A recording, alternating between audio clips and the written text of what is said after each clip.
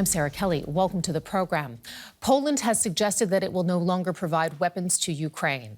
Prime Minister Mateusz Morawiecki made the comments after days of antagonistic statements between the two countries. He told a Polish television station, "We are no longer transferring weapons to Ukraine because we are now arming Poland with more modern weapons."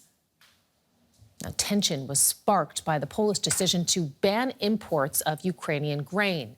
The flames were then fanned by Ukrainian President Zelensky's speech at the United Nations, in which he accused countries of feigning solidarity with Ukraine. Let's have a listen.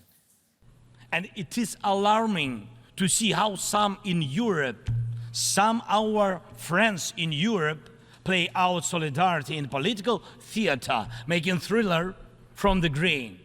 And they may seem to play their own role, but in fact, they are helping set the stage to a Moscow actor. And Poland has summoned Ukraine's ambassador over those remarks. Warsaw's deputy foreign minister said that they were hurtful to the Polish people. The statement that countries such as Poland are supporting Russia is completely inconsistent with reality. It is very painful for many people in Poland. Millions of Poles have helped Ukraine, helped Ukrainian refugees, and we are still helping them. So such words should not be said. And let's get more on this. We are joined by Marcin Zaborowski. He is a lecturer in international relations and also with the Future of Security program at the think tank GLOBESEC. Thank you so much for joining us here on DW News. Poland's prime minister has caused a lot of surprise. There's been a lot of reaction to his statement and confusion. How do you interpret what he said? I think it must be a little bit of a miscommunication here taking place. I don't think the Prime Minister wanted to say that Poland would no longer be involved in the transfer of weapons to Ukraine.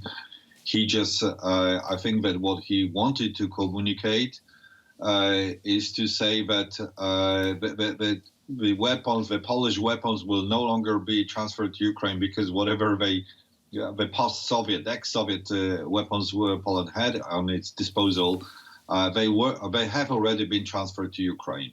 So at this point in time, Poland almost transferred all the old equipment and is arming itself now with the F-35, with HIMARS, with the K2 tanks. So it's arming itself with the modern Western equipment. So that was perhaps the message that the Prime Minister wanted to communicate there. But in the context, what we have is this crisis over grain with Ukraine, which obviously suggests that the timing for this communication is a little bit unfortunate, because this is not the right moment to say things like that now, because it could be misinterpreted.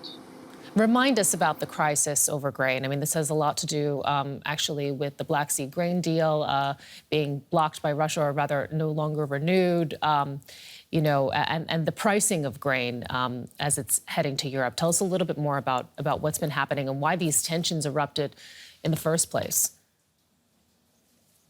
Well, basically, a few months back, Polish farmers protested against the transfer of Ukrainian grain via Poland. The same thing happened in Slovakia, Hungary, Romania, a number of other countries, because this grain, instead of being transferred via this country, was basically flooding the markets in these countries, which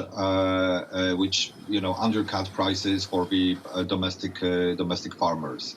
And then Poland turned to the European Commission to ask for the embargo on the import of Ukrainian grain. That request was granted, and until recently there was an embargo on the import of this grain specifically to Poland and the number of other countries bordering with Ukraine. But still the transfer routes were being maintained.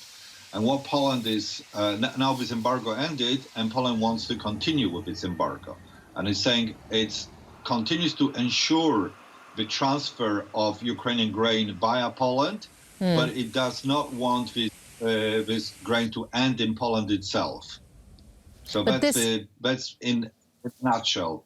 But what we've been seeing playing out now, over these this last day regarding these statements, it might be so, shocking for people to see that Poland, which is internationally seen as one of the staunchest supporters of Ukraine's war effort, essentially, raise now this criticism, one of the largest military donors of aid. How big a blow is this to Ukraine's armed forces, to its war effort, or is this really just about Poland facing parliamentary elections coming up? Well, elections are a very important element in all of this.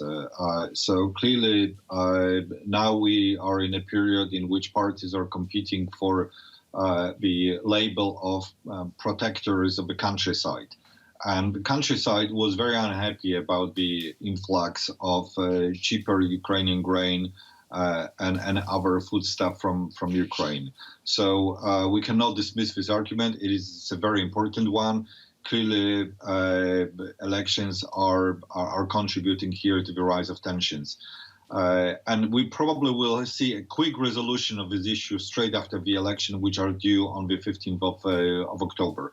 But until then, unfortunately, the government and the governing party in Poland is probably not that interested in actually finding a solution, but is more interested in projecting to the internal electorate. But it's us, it's our party who is protecting you, the countryside, and who is standing for your interest. Marcin Zaborowski from the think tank GLOBESEC, thank you so much for joining us to provide that context. We appreciate it. Thank you.